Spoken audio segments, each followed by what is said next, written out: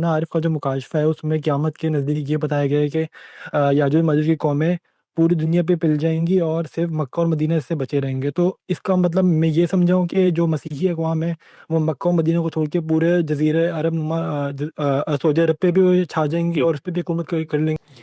دوسرے سوال کے جواب میں یہ عرض ہے کہ یاجوج ماجوج کے خروج کو قرآن نے بھی بیان کیا ہے، ہمارے یہاں حدیثوں میں بھی بیان ہوا ہے. میں نے کئی مرتبہ وضاحت کی ہے کہ یہ یافس کی اولاد ہے، یعنی سیدنا نوح کے تیسرے بیٹے کے بیٹے ہیں. ان کی اولاد میں کئی لڑکوں کے نام آتے ہیں، ان میں یہ یاجوج ماجوج گوگ میگوگ بھی ہیں. وسط ایشیا ان کا وطن ہے، یہاں سے یہ یورپ میں گئے ہیں، اس کو آباد کیا ہے، اور امریکہ یورپ کے بعد ہمارے سامنے آباد ہوا ہے، آسٹریلیا ہمارے سامنے آباد ہوئے. تو معلوم تاریخ کی چیزیں ہیں، یہ کوئی چھپی ہوئی نہیں ہے. پھر یہ کہ ان کے خروج کے دو دور ہم دیکھ چکے ہیں.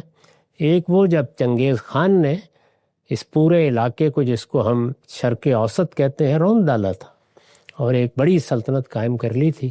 اس میں بھی اللہ کا بڑا شکر ہے کہ ان دونوں شہروں میں وہ داخل نہیں ہوئے، اگرچہ عباسیہ سلطنت کو الٹ دیا انہوں نے. جو مسلمانوں کے اس وقت کے خلیفہ کو آپ جانتے ہیں قالین میں لپیٹ کر ختم کر دیا، بغداد کی اینٹ سے اینٹ بجا دی، لیکن وہاں نہیں گئے وہ. اور پھر اللہ نے توفیق دی، انہوں نے ایمان قبول کر لیا.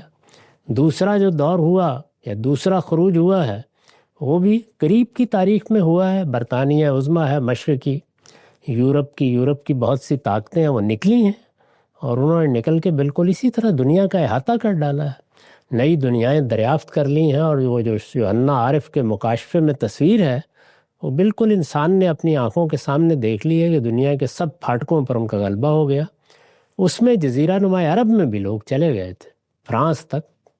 یورپ کی دوسری قومیں یہ وہاں تک پہنچ گئی تھی، برطانیہ کی افواج بھی، لیکن مدینہ میں مکے میں داخل ہونے سے گریز کیا گیا.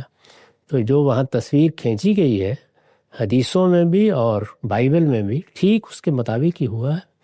ہو سکتا ہے کہ ابھی کسی تیسرے خروج کا بھی موقع ہو، تو یہ خروج جاری ہے.